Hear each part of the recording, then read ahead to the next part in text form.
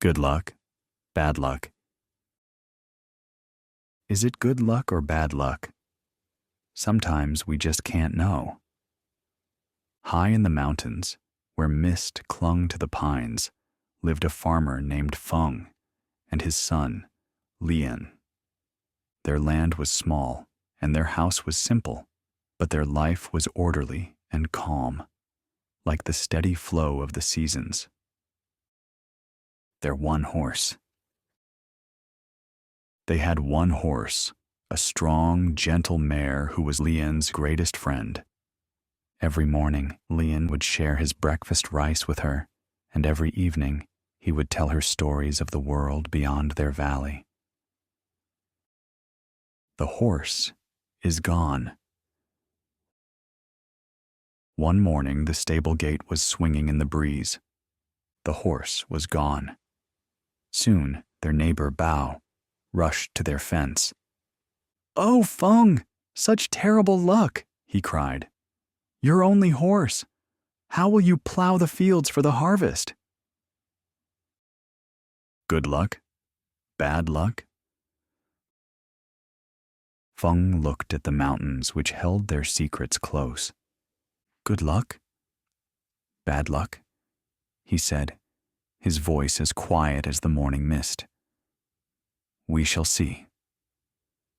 Bao just shook his head and walked away, muttering about the strange old farmer. Burden without the horse. Weeks passed. The work was twice as hard. Lien's shoulders ached from pulling the heavy plow. He missed the horse's warm breath in the mornings and worried that his father's calmness was a sign he didn't care at all. The mare returns. Then one evening, a sound like distant thunder echoed from the peaks. It was their mare galloping home, and she was not alone. Behind her streamed a dozen magnificent wild horses, their manes and tails like banners in the wind. Greatest luck. Bao and the other villagers ran to the fence, their eyes wide with disbelief. Feng, you are blessed by the heavens! Bao shouted, his voice thick with envy. This is the greatest luck a man has ever seen. Who can say? Feng watched his son move among the new horses, a small smile touching his lips. Good luck? Bad luck, he said softly to the wind. Who can say? Lien heard him and, for the first time, began to wonder at the truth in his father's words. Lien chooses a stallion. Lien, full of youthful pride, chose the fiercest of the wild stallions to tame. I will ride him in the harvest festival, he told his father. Everyone will see our great fortune. The broken leg. But the stallion's spirit was not so easily tamed. It reared high, lashing out, and threw Lien to the ground. There was a sharp crack, and Lien cried out in pain. His leg was broken. Calm, father. Hurt son. Feng rushed to his son's side, his movements swift but calm. He carried Lien into their small house, his face showing not panic, but focused concern as he carefully examined the badly swollen leg. Bao cries doom. Soon, Bao was at the fence again, his face a picture of doom. Your son, your only son, crippled. Oh, Feng, this is the worst luck of all. Those horses were a curse, he wailed. The poultice. Feng simply nodded, returning inside to grind herbs for a poultice, a soft healing paste made from natural herbs. Good luck? Bad luck? He murmured, more to himself than to the distraught neighbor. The river flows where it will. Lien stuck in bed. For weeks, Lien was confined to his bed. He watched the autumn leaves turn from green to gold through his small window. His friends from the village were busy preparing for the harvest festival, their laughter drifting up the mountainside. Patience and tea. Feng tended to his son with unwavering patience. He brought him warm tea and told him stories of the mountain, of how the strongest pine trees are the ones that learn to bend in the wind. Soldiers arrive. One morning, the sound of drums and marching feet filled the valley.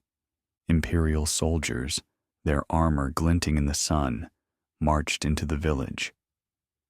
A captain unrolled a scroll and read a decree, an official order from the emperor. All able-bodied young men were to be conscripted or forced to join the army for a war in the far north. Sons taken for war. A wave of fear swept through the villagers. Mothers wept as their sons were pulled from their homes. Bao pleaded with the captain, but his own strong son was taken, his face pale with fear as he was led away. The captain arrives. The soldiers reached Feng's small house high on the mountain. The captain, stern and grim, entered without knocking. "I am here for the young man of this house," he announced, his voice like iron. The captain tests Lien. Feng led the captain to Lien's bedside. The captain looked at the boy, then at the splinted, bandaged leg. He poked it once with his boot, and Lien winced in pain. Declared unfit for war. The captain grunted. "This one is useless to the emperor. He cannot serve in the army." He turned and marched out of the house, his soldiers following behind him, their footsteps fading down the mountain path. Bao's grief. That evening, Bao climbed the path to their house. He did not shout from the fence. He looked old and broken. "You were right, Feng," he whispered, his voice hoarse. "Your son is safe. My son is gone. Your bad luck was good luck. It simply is." Feng poured his neighbor a cup of tea. "It is not good or bad," he said gently. "It simply is. The river of life has many currents. We cannot know where they will lead." Lien understands. After Bao had left, Lien looked at his father, his eyes clear with a new understanding. The anger and frustration had washed away, leaving behind a quiet peace. He finally understood the wisdom in his father's words. Back to the mare.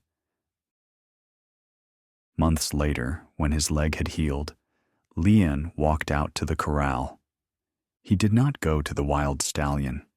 He went to the gentle mare who had started it all, and laid his head against her warm neck, grateful for the journey. Life like a river. From then on, Feng and Lien worked their land together.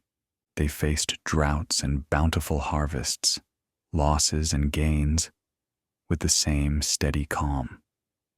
They knew that life was a river, and their task was not to judge the current, but simply to flow with it. What about you? Do you judge luck too quickly? Thanks for watching. Don't forget to like, comment, subscribe, and share for more fun English lessons.